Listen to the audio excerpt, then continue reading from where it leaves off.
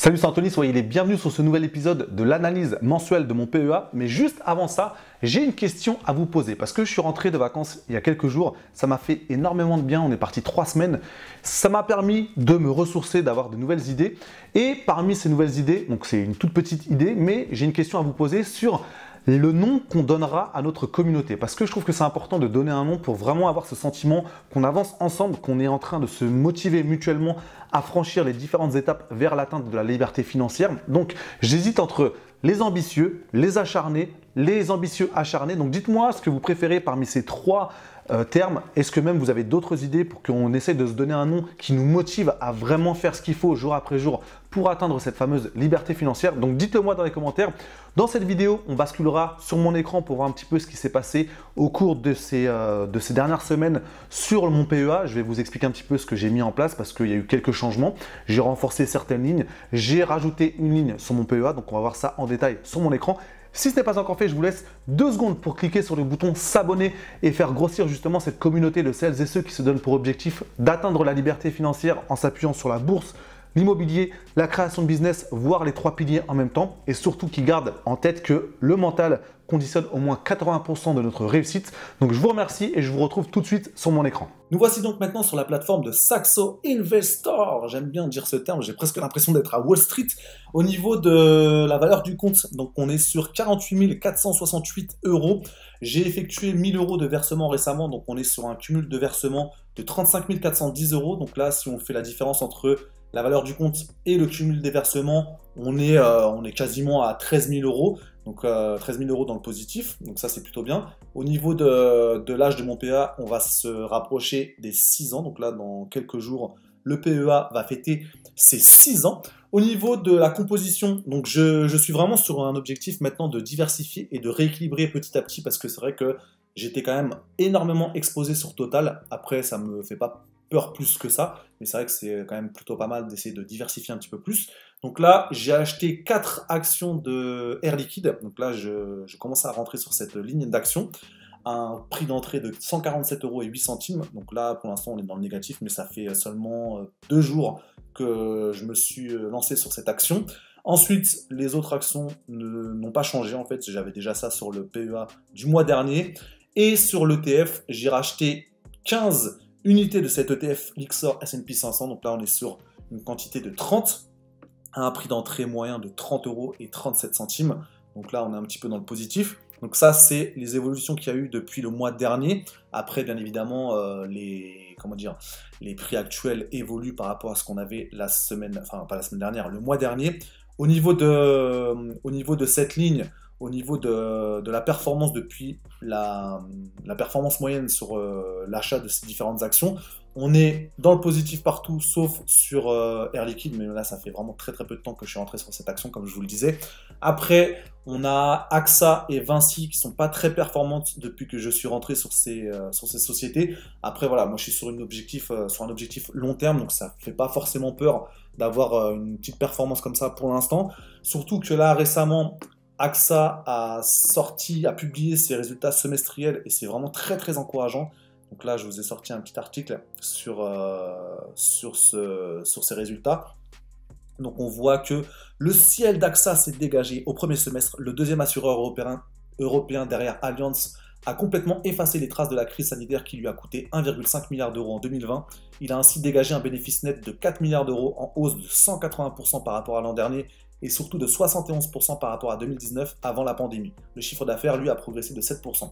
Là, c'est vrai que c'est une belle performance, surtout quand on voit que le bénéfice net a augmenté de 71% par rapport à 2019, donc avant le début de la crise sanitaire. Donc ça, c'est une très belle performance. Donc c'est pour ça que je ne suis pas forcément inquiet de voir une performance que à ce niveau-là pour l'instant. C'est vraiment un objectif à long terme que j'ai.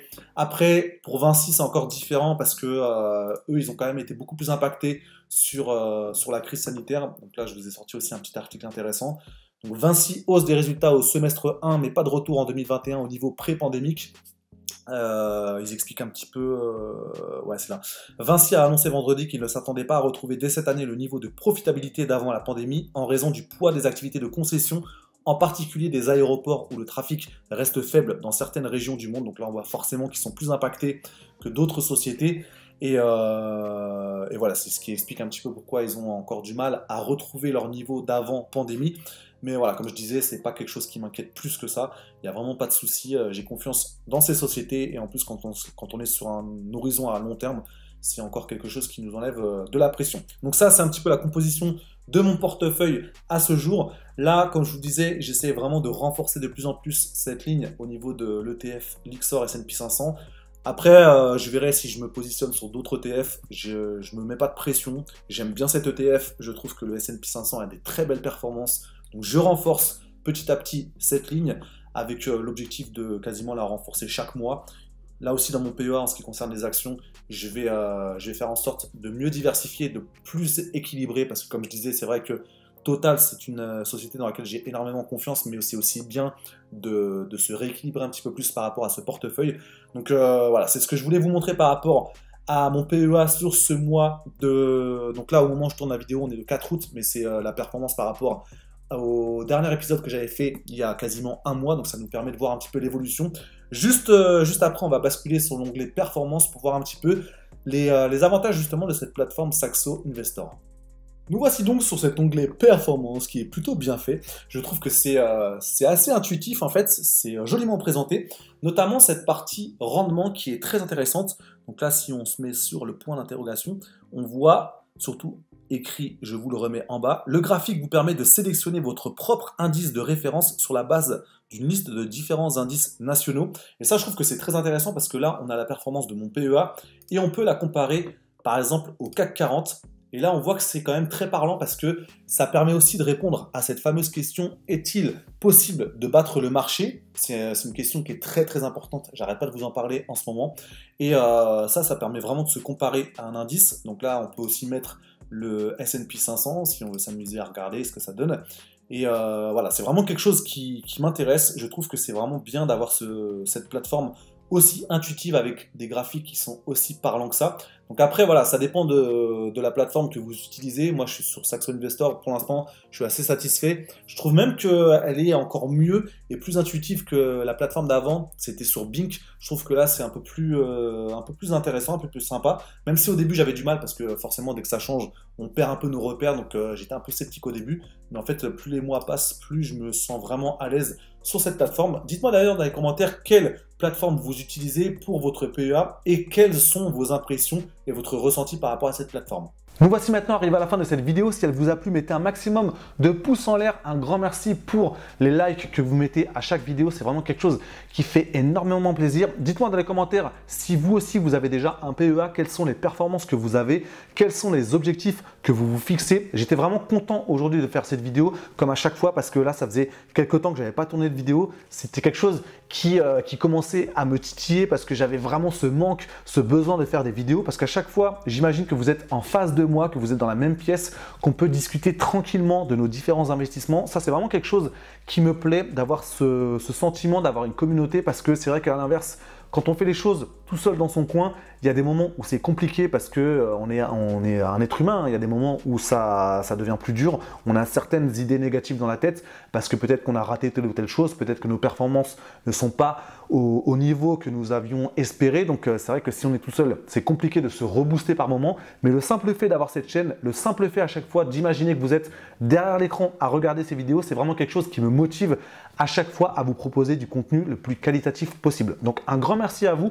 Sur cette vidéo, on a vraiment vu les différentes performances de mon PEA. Comme j'ai dit, c'est un point qu'on fera mensuellement parce que ça me permet d'être transparent avec vous, de voir aussi quelles sont les pistes d'amélioration, comment je fonctionne au fur et à mesure des mois parce que ce que je mets en place aujourd'hui, ce n'est pas forcément ce que j'avais en tête il y a encore quelques mois ou quelques semaines. Donc ça permet vraiment de voir le cheminement vers l'atteinte de cette fameuse liberté financière qui est un vrai marathon, c'est une vraie course de fond et non pas un sprint. Donc un grand merci à vous pour votre attention.